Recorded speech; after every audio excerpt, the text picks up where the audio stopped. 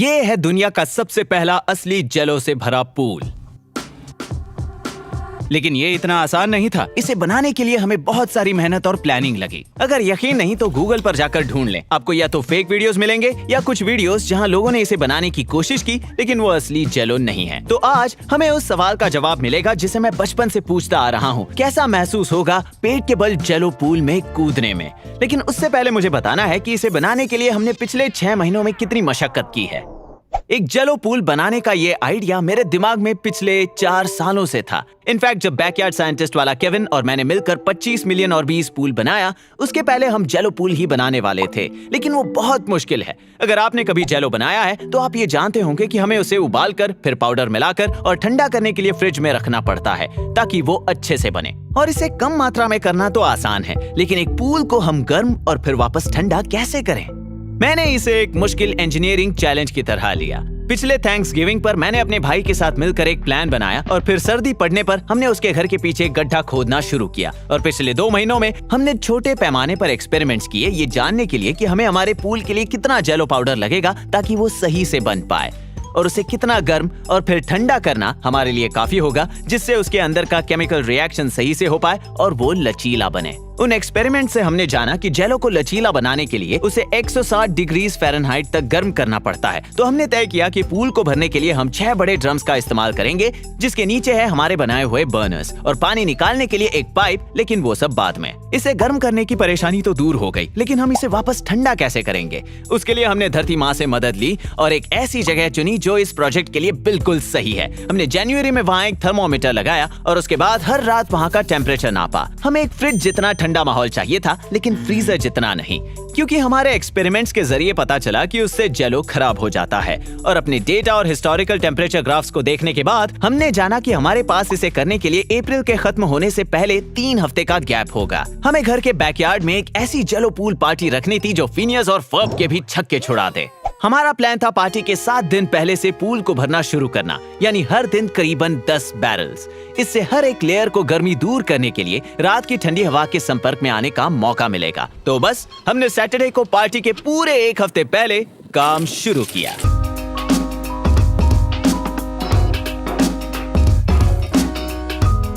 हमें असली खाने को बर्बाद नहीं करना था, तो ये सिर्फ पानी और जेलेटिन पाउडर और फूड कलरिंग है, यानी कोई चीनी नहीं।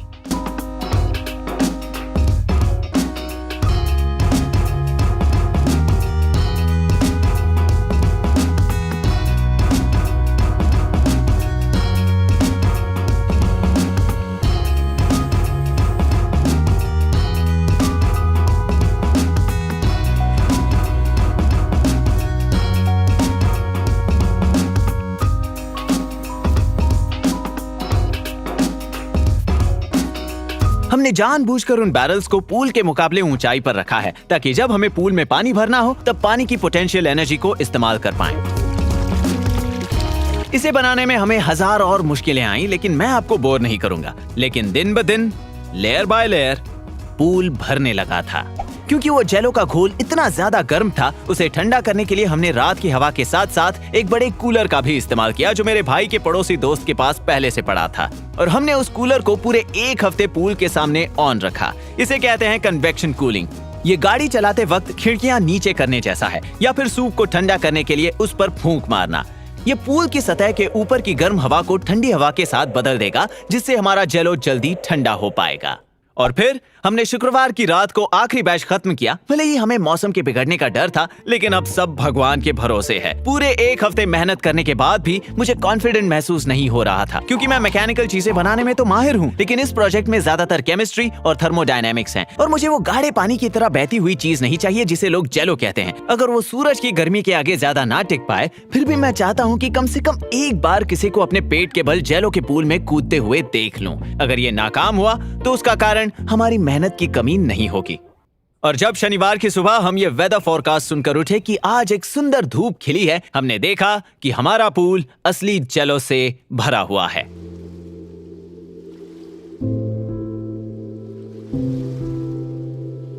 और इस समय तक पूरे मोहल्ले में ये बात फैल चुकी थी कि हम कुछ बड़ा कर रहे हैं, और मेरा भाई चाहता था कि पूल में पहली छलांग उसके दोस्तों के बच्चे लगाएं। और अब मैं आपको दिखाने जा रहा हूँ कि क्या होता है जब आप पेट के बल जेलो के पूल में कूदें।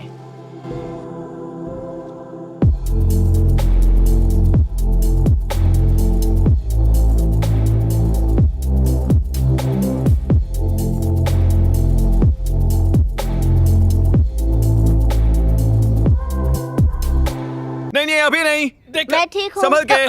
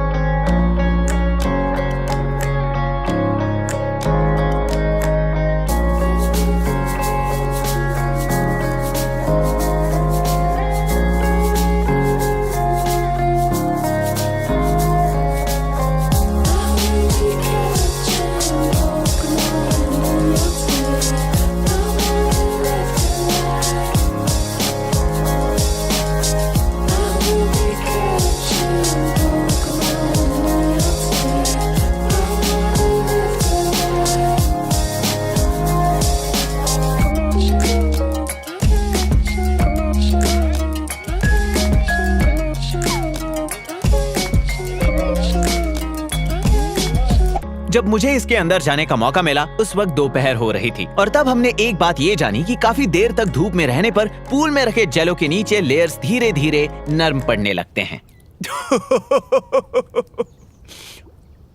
अंदर जाने पर ये आपके नाकों और कानों में घुसने लगता है। मुझे बहुत अजीब महसूस हो रहा है और इसमें हिलना भी काफी मुश्किल है। ये फिसलन भरा और चिपचिपा है, लेकिन मुझे मजा तो आ रहा है। हमने इसके अंदर कुछ खिलौने छुपाए हैं। मिल गया। वाओ, ये एहसास अलग है, मानो कि आप कीचड़ में तैर रहे हो। आप समझ तो पा रहे हो ना, लेकिन अच्छा वाला कीचड़। अगर आगे जाके हम इसे दोबारा कभी बनाएंगे तो इसे ज्यादा देर ठंडा रखने के लिए हम सतह के नीचे हीट एक्सचेंजर पाइप सिस्टम लगा सकते हैं, जैसे इंडोर आइस स्केटिंग रिंग्स में होता है, और शायद थोड़ी सी चीनी। घटिया टेस्ट है। अब आप में से कुछ ये सोच रहे होंगे कि कोई भी स्टूपिड जेलो पूल को बनाने के पीछे 6 महीने लंबी प्लानिंग और 1 हफ्ते की कड़ी मेहनत क्यों बर्बाद करना चाहेगा। तो उन्हें मैं पूछता हूँ, लोग पहाड़ों की चोटी तक पहुँचने के लिए मेहनत क्यों करते हैं? क्यों नील आर्मस्ट्रांग ने मेहनत की चांद पर पहला कदम रखने के लिए, और पैम और जिम ने क्यों मेहनत की ड्वाइट को ये यकीन दिलाने में कि जिम हमेशा से एशियन था? ये है जिम। कभी कभी कोई काम हम सिर्फ करने के लिए नहीं करते, बल्कि ये साबित करने के लिए करते हैं कि वो मुमकिन है। अब क्योंकि मुझे मेरे सवाल का जवाब मिल गया था और क्योंकि मुझे इनका फेवरेट अंकल बनना है, मैंने अपने भतीजों से कहा कि वो अपने दोस्तों को बुला लें, और मैंने और मेरे भाई ने बैकयार्ड में एक छोटी सी पार्टी रखी। और अब इसमें काफी घंटों तक बच्चों के कूदने, बॉलिंग बॉल्स और धूप के गिरने से जेलो काफी टूटने लगा था। लेकिन पार्टी करना अब भी बाकी था, इसलिए हमने बनाई एक स्लिप एंड स्लाइड।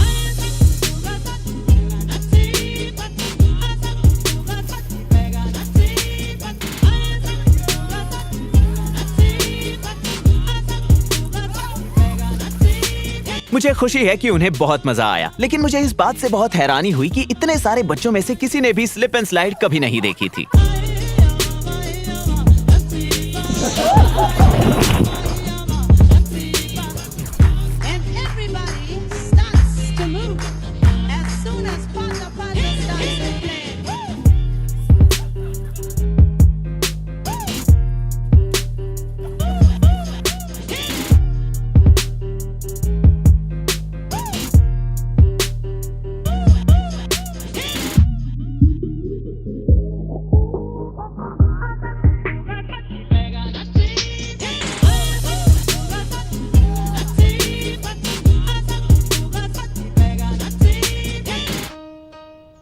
हमने इसमें जरा सी भी चीनी नहीं डाली तो इसे खा नहीं सकते, इसलिए हम ये असली जेलो लेकर आए हैं।